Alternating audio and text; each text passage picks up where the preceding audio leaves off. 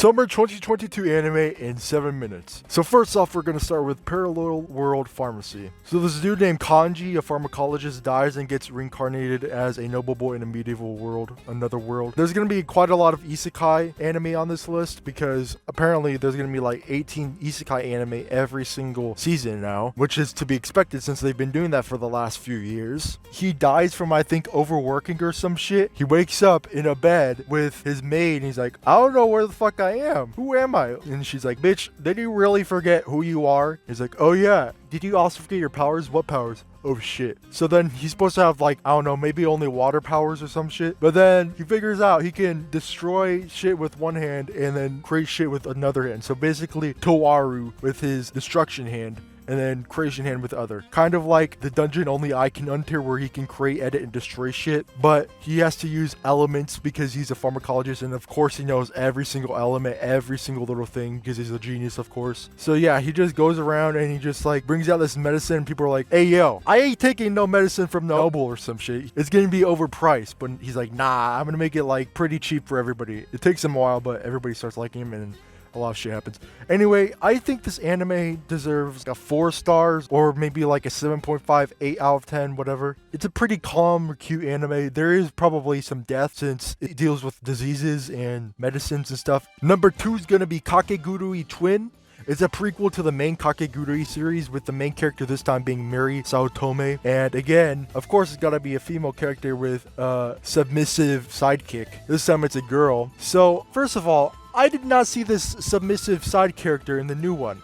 Apparently people are like, oh yeah, in the first episode or whatever, Mary's holding on to some sort of like bow tie that the side character has. So something might have happened to them. You'd have to read the manga. I don't know if they've something happened to them in the manga, but yeah. Anyway, it was only like 6 episodes and I think it was pretty good, but not the best. If they had more episodes, then maybe it would have been as good, but still a pretty good amount of suspense, kind of thriller as well. It was satisfying too, but not as much as Kaiji, again, of course. So I'm going to give this one a 3.5 stars or 7.5 out of 10. Next up, number 3, we got Black Summoner. So a 19-year-old boy named Kelvin wakes up with no memories of his past. He traded his memories for extra skill points for when he got reincarnated. And this reincarnated goddess follows him because he admitted that he loves her because, I don't know. She's like, oh yeah, this can be a vacation for me. Of course, he gets his harem and shit. And of course, he's a black-haired character that looks pretty similar to the other ones, but he still looks a little bit different. A lot of people gave him like bad raps. They gave him like 3.5 stars rating. Honestly, I like this anime.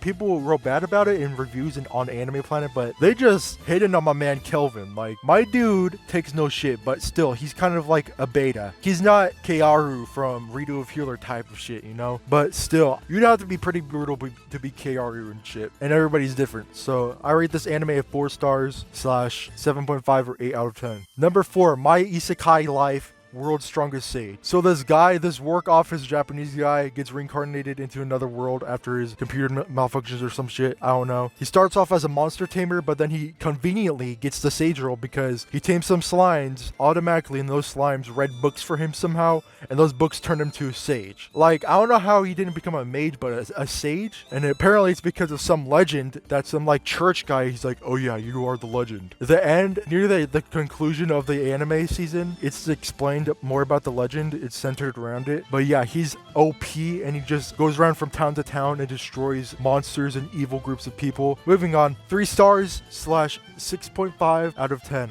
Number 5, JoJo's Bizarre Adventure Stone Ocean. Although Netflix sucks, especially in its non-existent advertisements, JoJo's Bizarre Adventure was great this time as well. It's just part 2 of JoJo's part 6. There's gonna be a 3rd part coming out either this season, fall 2022, or winter 2023, which I am also hyped for. Good thing I've already read the manga, because sometimes people spoil things or sometimes people don't spoil things. Do not read the comments. It still follows Jolene, but this time it's like the Sea Moon arc, the Green Baby arc. I don't really want to get too much into it, but if you've seen part 1, you're gonna like part 2 of JoJo part 6. And if you've seen 1 through 5, you'll like it if you have that much patience. If you don't have the patience of a goldfish where you forget after 3 months. But yes, 4.5 stars / 8.5 out of 10. Next one, number 6. Harem in a Labyrinth in Another World. Another dude gets reincarnated, but this time from a computer program. He sees a hot slave girl, gets her, then wants more hot bitches later, when needed. So he gets her, and then like at the end of the anime, he gets another girl. I think she's like a dwarf, and at the very end, they show like him getting everybody else. But maybe if the second season, they go more into depth with it. I am not sure if they're gonna make a second season, because it was like, nah, it was subpar, in my opinion. And if you saw my last video, 2 videos ago, he was #1 on the worst anime isekai couples or whatever. He makes a harem. Sure, they're a couple for the first season, but that's just because, you know, my man wasn't gonna think he's gonna get an entire harem.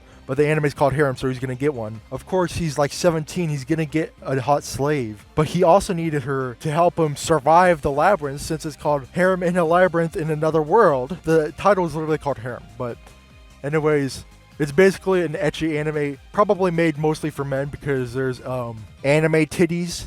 And almost every single episode, they gotta end it off, or have 2 times the episode ended off with them banging. I rate this at 3.5 stars, or 7 out of 10, 6.5. Moving on to the last one, number 7, Yakuza's Guide to Babysitting. So this Yakuza leader makes his henchman, Kirishima, take care of his daughter as his next mission, and hijinks ensue. So I found this one to be pretty cute, actually. So Kirishima is obviously the bad lone wolf type, where he beats the shit out of everybody because he's a Yakuza member. And all of a sudden, he becomes softer and softer with this little girl that comes into his life, which I would say is actually pretty good, because I imagine that nobody would watch if you'd still beat the shit out of everybody and traumatize the little girl. It'd be kind of like child trauma or child abuse.